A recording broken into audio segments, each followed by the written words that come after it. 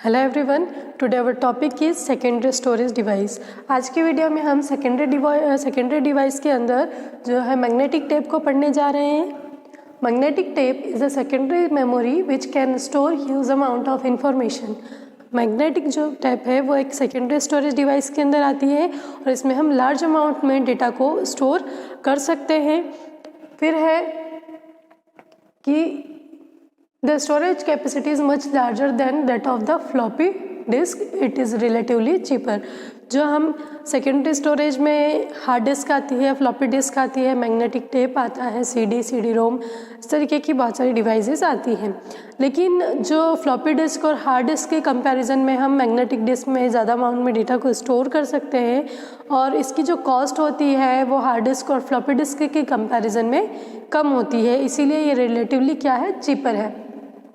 But the magnetic tape used with the computer store 1 and 0। यहाँ पर हम देखें कि जो हमारा मैग्नेटिक टेप है वो हमारे ऑडियो टेप के जैसा ही होता है। हमने देखा होगा कई बार हम टेप रिकॉर्डर में कैसेट लगाकर सुनते थे, उसमें भी रील होती थी और उस रील में हम डेटा को कॉपी करते थे। ठीक है, उसी तरीके से हमारी मैग्नेटिक टेप भी होती है, लेकिन मैग्नेटिक टेप जो है वो कंप्यूटर में यूज़ की जाती है। इसमें डेटा जो है वो 0 और 1 के फॉर्म में स्टोर होता है, 1 बीट एंड 0 बीट। अब यहाँ पर हम देखें कि this bits are store in magnetised spot. ये जो बीट है ये मैग्नेटाइज स्पॉट्स के रूप में हमें शो होती है। जैसे कि जहाँ पर हमारा स्पॉट है वो मैग्नेटाइज है वहाँ पर 1 डिनोट होगा, जहाँ पर वो मैग्नेटाइज नहीं है वो 0 डिनोट होगा। इस तरीके से हम क्या कर सकते हैं, इसमें डेटा को स्टोर करके रख सकते हैं। Next is the magnetic tape is made up of plastic malleer. The length of this tape is around 2400 feet and the width is 0.5 inch. The plastic surface is coated with iron oxide which is magnetic material। अब हम जब इसके structure की बात करें तो हमारी जो मैग्नेटिक टेप है वो एक प्लास्टिक मटेरियल से बनती है, उसे हम क्या कहते हैं, माइलेयर भी कहते हैं। अब उस प्लास्टिक मटेरियल पे डेटा को स्टोर करने के लिए हम क्या करते हैं, आयरन ऑक्साइड की कोडिंग करते हैं। आयरन ऑक्साइड की कोडिंग करने के बाद में हम उसमें डेटा को स्टोर कर सकते हैं। अब इसकी जो लेंथ और विड्थ होती है, मैग्नेटिक टेप की लेंथ 2400 फीट की होती है और इसकी विड्थ जो है 0.5 इंच की होती है। इट मीन्स इसकी विड्थ जो होती है वो कम होती है और लेंथ बहुत ज़्यादा होती है। जैसे कि हमने देखा होगा कि रील का रिप्रेजेंटेशन ये रहा हमारा। ठीक है, अब इसमें जो है इसकी विड्थ कम है और हाइट लेंथ ज़्यादा है। अब इस तरीके से इसको क्या करते हैं, अब डेटा का जो स्टोरेज का है ऑर्गेनाइजेशन वो मैग्नेटिक टेप में कैसा होता है हम इसमें देखेंगे। सबसे पहले हमारी जो रील होती है उस रील को फिज़िकल रिकॉर्डेड में हम डिवाइड कर देते हैं। ये हमारे फिज़िकल रिकॉर्ड्स हैं, रिकॉर्ड 1, 2 एंड 3। देन क्या किया जाता है कि इन रिकॉर्ड्स को फिर लॉजिकली डिवाइड किया जाता है फ्रेम में और देन सेक्टर में। जैसे कि हम यहाँ पर देखेंगे कि हमारा रिकॉर्ड ये पूरा एक रिकॉर्ड है और इसमें ये जो है एक फ्रेम है, ये पूरी फ्रेम कहलाती है। ये जो है यहाँ से यहाँ तक की ये वाली पूरी फ्रेम कहलाती है। एक फ्रेम में हम 9 बीट के डेटा को स्टोर कर सकते हैं। 9 बीट इट मीन्स 8 बीट होती है।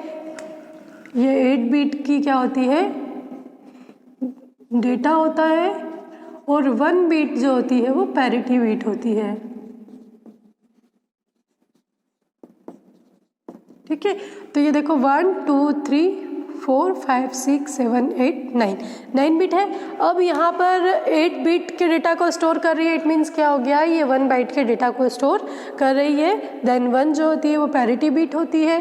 पैरिटी बीट का यूज़ हम सिंगल बीट एरर को फाइंड करने के लिए करते हैं।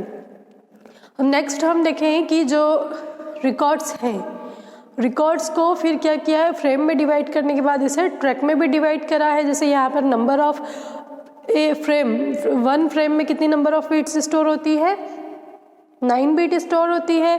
और ट्रैक जो होते हैं हॉरिजेंटली होते हैं। इट मीन्स हम यहाँ देखें तो यहाँ नंबर ऑफ ट्रैक्स कितने हैं, 4 हैं। यहाँ पे नंबर ऑफ ट्रैक्स 3 है, यहाँ पर भी नंबर ऑफ ट्रैक्स 3 है। ठीक है, अलग अलग रिकॉर्ड्स में अलग अलग ट्रैक हो सकते हैं। देन डेटा को स्टोर करने के लिए इन्हें लॉजिकली डिवाइड किया जाता है। पहले रील को फिजिकल रिकॉर्ड में डिवाइड किया जाता है, रिकॉर्ड को फ्रेम और सेक्टर में डिवाइड किया जाता है, देन इसमें डेटा को स्टोर किया जाता है। अब हम देखेंगे कि जो रिकॉर्ड्स होते हैं, इन रिकॉर्ड्स के बीच में एक गैप होता है। इन गैप को क्या कहते हैं हम? इंटर रिकॉर्ड गैप कहते हैं। अब ये गैप क्यों होती है? ताकि इसमें डेटा का ओवरलैप ना हो सके। अब एक मेन पॉइंट ये भी है कि ये जो गैप है, गैप की जो विड्थ होती है वो रिकॉर्ड की विड्थ से हमेशा कम होनी चाहिए। जैसे हम देख रहे हैं यहाँ पे हम नंबर ऑफ़ रिकॉर्ड्स कितने हैं हमारे पास में, 3 रिकॉर्ड्स हैं और इन 3 रिकॉर्ड्स में हमारे पास 2 गैप हैं और इन दोनों की विड्थ जो है रिकॉर्ड की कंपैरिजन में कम है। अब यहाँ हम देखें इसकी जो है लेंथ ये है 2400 फीट की एंड इसकी विड्थ है 0.5 की। ये जो होता है लोड पॉइंट होता है, इट मीन्स ये वो एरिया होता है जहाँ से हम डेटा को क्या कर सकते हैं? स्टोर करना स्टार्ट कर सकते हैं। देन ये होता है एंड ऑफ रील मार्कर। यहाँ ये डिनोट करता है कि हमारी रील क्या हो गई है? ख़त्म हो गई है। अब इससे आगे डेटा को स्टोर नहीं किया जा सकता।